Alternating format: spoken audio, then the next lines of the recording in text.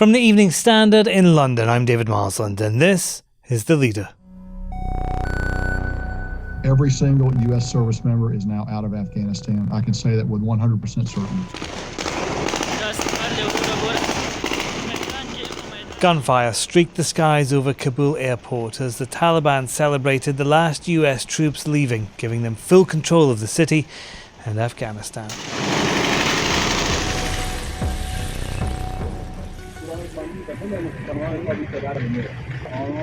By dawn, Taliban fighters were strolling through hangars, passing by helicopters left behind by the Americans in a rush to evacuate. It's been 20 years since the US, UK and allies invaded Afghanistan in the wake of the September 11th attacks in the States.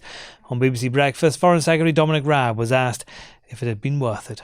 In 20 years, we haven't seen Afghanistan used as a base for terrorist attacks on its neighbours, let alone the West and the UK. We've seen, given the UK aid money going in, 10 million more children getting access to education, 4 in 10 girls getting access to education that wouldn't have seen a school book before. We work with our partners to clear 8 million mines, and I can tell you something like the number of mums dying in either childbirth or maternity is down by over 40%. But even as Dominic Raab used his television appearances to once again urge the Taliban to abide by commitments over human rights, on the Afghan Peace TV channel, a political debate host appeared flanked by machine gun-wielding soldiers. The Afghan people should not be afraid, he said, in an address while being closely watched by the men behind him.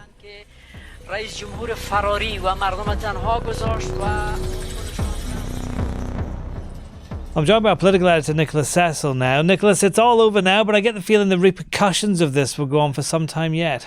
Yes, well, the world is very much watching what happens next in Afghanistan. You're getting various different signals from the Taliban. You've got the Taliban leadership who are pledging that human rights will be respected, people will be allowed to leave if they want to, and that the country won't be allowed to be used as a haven for terrorism again. But that's different to what's happening on the ground in some situations. There have been reports of executions, including of a folk singer and of a comedian and former Afghan soldiers.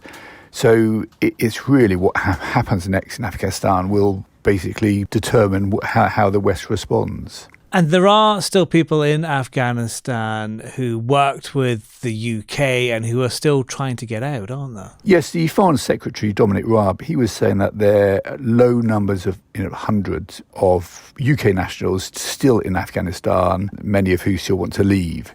Then there's thousands more Afghans, some of who will have worked with UK forces, who want to get out and come and resettle in Britain. Tens of thousands of Afghans are also now fleeing towards neighbouring countries, towards Pakistan, towards Iran, to basically get out of their country as quickly as possible.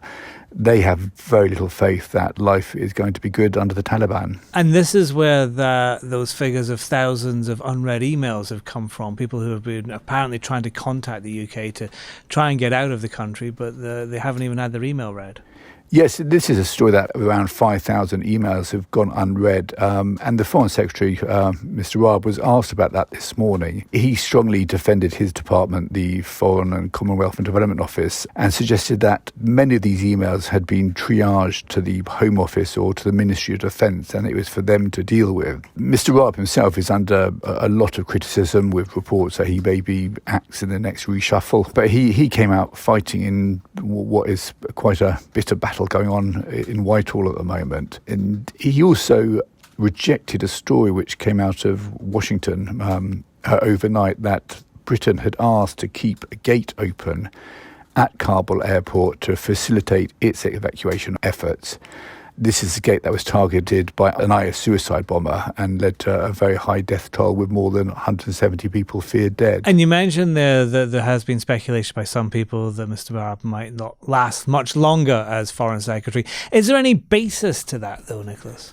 Mr. Raab, he faced a lot of criticism for not coming home early from his holiday when the crisis blew up. And he has admitted that was a mistake, that he should have gotten the plane home from Crete. There is speculation going around, more than usual for these situations where a minister is under fire, Having said that, Mr Johnson has so far showed very little willingness to sack ministers, even, for example, the Home Secretary, Priti Patel, who was accused of bullying her own staff by the independent investigator. And talking about holidays, Nicholas, where is Mr Johnson right now? Well, Downing Street have confirmed that the Prime Minister is currently somewhere in the west of England, that they won't say where for obvious security reasons. But Number 10 is also saying that he's actually continuing to work there. So they're not using the holiday word. So they're basically saying he left on Sunday, he'll be away until the Thursday, but they're downplaying the idea that he's taking a break and stressing that he's still working hard.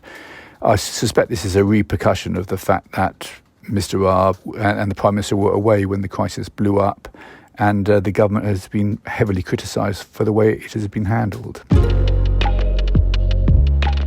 And that's the Leader podcast. You can read more from Nicholas in the Evening Standard newspaper or online at standard.co.uk. We're back tomorrow at 4 p.m.